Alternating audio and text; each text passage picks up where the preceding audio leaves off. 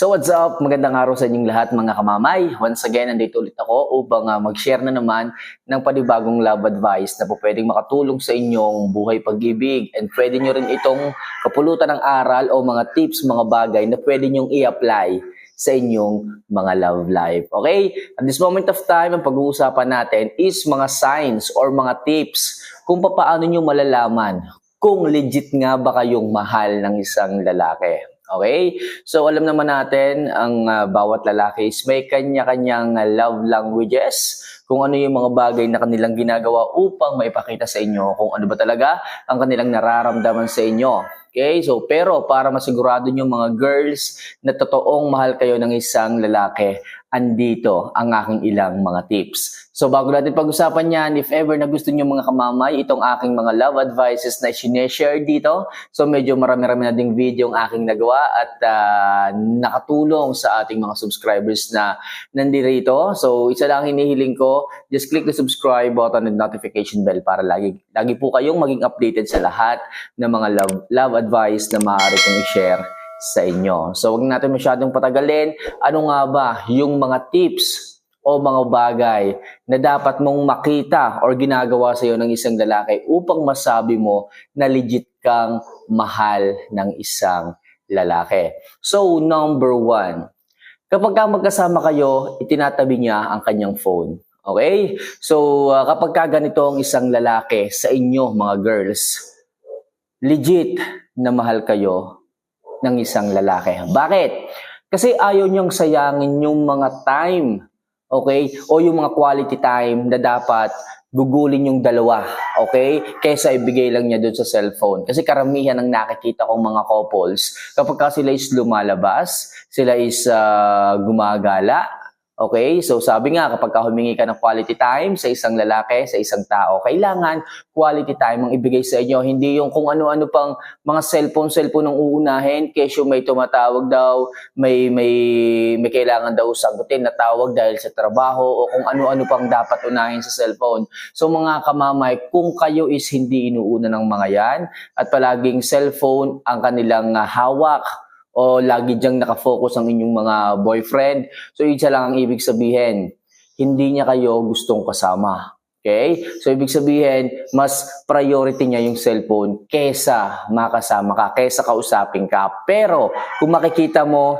hindi niya hinahawakan or kahit tingnan yung orasan sa kanyang cellphone, hindi niya magawa kasi kasama ka, well, legit at totoong mahal ka niyan. Kasi nakikita niya yung importansya ng oras kapag kakasama ka. Nakikita niya na dapat walang sandaling sayangin kapag magkasama kayo. Okay? So, yun yung number 1 tips ko sa inyo kung itinatabi niya ang kanyang phone kapag magkasama kayo. Okay? So, number 2, laging nagre-reklamo pero sumusunod. Okay? Kung kayo man is may mga jowa, kung kayo man is may mga asawa na, kapag kaya is inutusan ninyo, at tipong may ginagawa din siya, so syempre makakarinig kayo dyan ng isang reklamo. Okay? So magre-reklamo mga yan, kasi bakit ako pa ang susuguin mo, ako pa ang uutusan mo, ang dami kong ginagawa dito, bakit hindi na lang ikaw yung tumayo at ikaw na lang gumawa ng gusto mong ipagawa? Kasi ang dami kong ginagawa. Pero at the end of the day or at the end, after a minute, tatayo pa rin yan para sundin kung ano yung sinasabi mo. Nagrereklamo lang mga yan, okay? Nagrereklamo o makakarinig ka na kung ano-ano sinasabi ng mga yan kasi mga lalaki yung mga yan eh. So ayaw nila na apakan nyo ang kanilang pagkalalaki. Kailangan kapag kaganyan, unawain nyo muna sila. At tingnan nyo kung busy nga ba talaga yung lalaki o yung inyong mga jowa, yung mga asawa. No? Kapag nakita nyo naman na marami siyang ginagawa, well, sana mga girls, magkusa naman kayo kung kayo naman is walang ginagawa. Hindi ko rin alam sa mga kababaihan nating subscriber dito. Nakita lang nila na may kasama sila sa bahay, especially yung kanilang mga asawa. Kahit kaya naman nilang gawin yung isang bagay, iniuutos pa nila eh. Hindi ko rin alam kung bakit anong dahilan. Okay? So, ang dali lang naman. Ultimo yung pagpatay ng switch ng ilaw sa gabi. So, kita nila na may ginagawa or tulog na yung kanilang partner na lalaki. Gigisingin pa para lang siyang tumayo at siya mag-turn off ng ilaw, okay? Kung tutusin, siya naman yung mas malapit doon sa switch, di ba? So, hindi ko alam sa mga kababayan kung ano nga ba sila. Okay? So, yun yung number 2 ko na tip. So, inuutusan nyo at nagrereklamo pero susunod din ang mga yan. So, number 3, wala kang masesense na babae.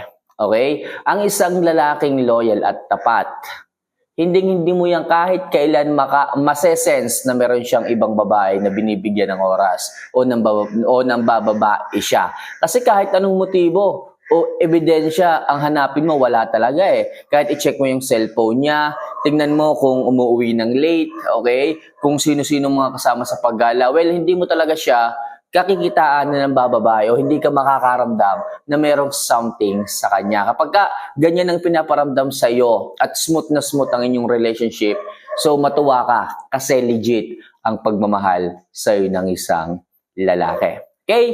So next, hindi naghahanap ng wala sa iyo. Okay? Sa madaling sabi, tanggap ka niya.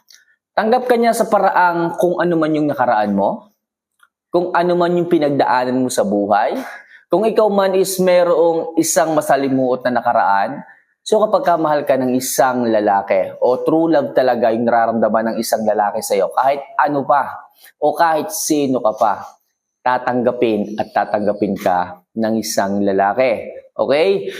Kung halimbawa, ikaw man is may nakaraan na hindi maganda, kung ikaw man is dating kalapating mababa ang lipad, okay? Pero kapag nakilala mo talaga yung lalaking magpapabago ng buhay mo, babaguhin ka niya. Okay? Sa paraang tatanggapin ka niya kahit sino ka pa. Okay? So nasa iyo na lang yan kung magbabago ka rin para sa kanya. At hiling ko lang sa mga babaeng ganito na mayroong hindi magandang nakaraan, sana magbago kayo. Kasi tinanggap kayo ng isang lalaki ng buong buo. Kung ano man kayo, kahit hindi magandang inyong nakaraan, tinanggap kayo. Well, sana ipakita nyo na deserving kayo na bigyan ng second chance. Pakita nyo at sana ingatan nyo yung tiwala na ipinagkaloob sa inyo ng isang lalaki. Kasi walang ibang hiling yan, kundi ang mahalin nyo rin sila. Okay? So sana wag nyong abusuhin yung kabaitan nila. So next, madalas bumaba sa inyong pagtatalo. Okay? So kapag ganito ang ugali ng isang lalaki, kahit na alam nyong mali kayo at sila pa rin yung bumababa, okay, mas pinipili nila na bumaba na lamang kaysa pahabaan yung pagtatalo. Kung merong mga maliliit na bagay na hindi na dapat pinapalaki at siya yung bumababa kahit na ikaw yung mali, well, itong lalaki na ito is talagang mahal na mahal ka. Bakit? Kasi kaysa humaba yung usapan, pinipili na lang niyang mag-sorry kasi ayaw niya na mayroon pang mangyayari sa inyong relasyon na hindi maganda. Okay? So, ang gusto niya, maging neutral na ang lahat. Matapos na kung ano man yung inyong tampuhan. Kasi wala din namang point eh. Kayo yung magkasapi, kayo yung mag-partner sa hamon ng buhay. Dapat hindi kayo nagtatalo. O kung may pagtatalo man, dapat unawain nyo ang bawat isa. Okay? So, kapag may isang ganyang lalaki sa buhay mo na handang bumaba para lamang matapos yung pagtatalo ninyo, napakaswerte mo kasi mahal na mahal ka. At yung mga lalaki na yan, sabihin na natin na lagi siyang bumababa at lagi kayo ang nananalo sa inyong mga arguments, may hangganan din yan. Okay? Sana huwag dumating yung hangganan na yon at sana rin sa ating mga kababaihan, subscribers, huwag din sanang abusuhin yung mga lalaki na sobrang babait na. Kasi merong mga babaeng ganyan eh, take advantage. Okay, kesyo mabait yung kanilang asawa, kesyo humihingi palagi ng tawad pa umanhin yung kanilang asawa kahit nasa mali ka, huwag nyo sanang i-taken for granted yung mga ganyan. Napakababait ng mga yan at sana huwag nyong abusuhin. Next, they are good provider. Okay? So ito yung mga tao na hindi lang okay na ang okay sa kanila. Ayaw nilang tumigil hanggat hindi nila nakakamit yung kanyang pangarap o yung kanilang pangarap para sa kanilang pamilya. Kasi itong mga good provider na ito, sila yung mga lalaki talaga na walang hinangad kundi ang mapabuti ang kanyang pamilya, ang kanyang anak, ang kanyang asawa. Okay? So kapag meron kang isang lalaki sa buhay mo na good provider, matuwa ka. Ibig sabihin, nakafocus lang siya sa maaaring maging financial na pwedeng pumasok sa inyong pamilya. Wala siyang iniisip kundi puro trabaho, paano mag-earn ng money para magamit nyo sa inyong pamilya. Kapag ganito ang isang lalaki, ingatan nyo na. Kasi legit na mahal kayo ng mga ito. Huwag nyo iisipin na nawawalan siya ng oras sa inyo. Oo, minsan, kinukulang ng oras ang isang lalaki para makapag-earn ng pera, para may pasok na pera sa pamilya. Yes, tama. Ginagawa namin yang mga kalalakihan kasi gusto namin ma-provide o maibigay sa inyo yung pangarap naming pamilya. Yung hindi kayo kailangan pang kapusin sa pagkain, kapusin sa pangailangan, o kung saan man, basta may involved na pera. So sana ito rin maintindihan ng ating mga kababaihan. Kasi yung iba nating mga kababaihan, kapag nagkulang ng oras, kapag nagkulang ng atensyon, hinahanap sa iba, well, which is mali. Alam nyo na nga na busy yung tao, sana maintindihan ninyo. Hindi biro ang maging good provider. Mahirap, nakakapagod. Dinodoble namin ang aming katawan para makakuha ng extra pang pera na maipasok para sa pamilya. Well, hindi naman naiintindihan ng mga babae. Okay, yung aming sitwasyon, hindi namin ginusto. Hindi namin ginusto na magtrabaho para lamang tumambay. Nagtatrabaho kami para mag-provide ng mas malaking pinansyal para sa inyong aming pamilya, para sa aming asawa, sa aming mga anak, at sa pangangailangan namin sa araw-araw. Sana mga girls, maintindihan ninyo yon. So that is a good provider.